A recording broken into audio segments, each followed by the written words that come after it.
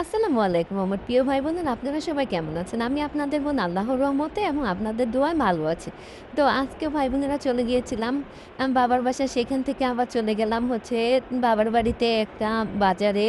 মানে ওই জায়গাটার নাম মূলত বাজার না, বিষ্কাপট্টি বলা হয়।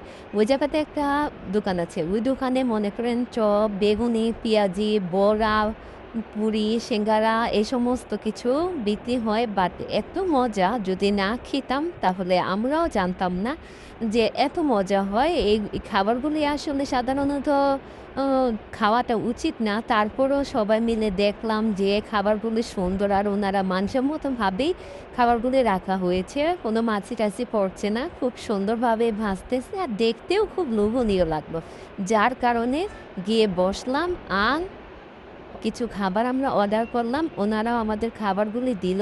ও তো খেয়ে দেখলাম মাশাআল্লাহ খুব ভালো। তারপরে জানতে পারলাম এই দোকানটার নাম ভাইবা সিলেটি হোটেল। আপনারাও গিয়ে ট্রাই করতে পারেন। লোকেশনটা হচ্ছে তালতলা বাজার, রিস্কাপট্টি ভাই হোটেল। তো এই তো দেখেন আমার মাদিনা, আমার মদিনাও কিছু খেলো। খেয়ে তারপরে সুন্দরভাবে আমাদের সাথে আবার বাসায় চলে আসতেছে। আমরা এখন আবার বাসার গন্তব্যে রওনা দিলাম। সবাই খুব ভালো এনজয় করলাম। আসসালামু আলাইকুম। খোদা হাফেজ।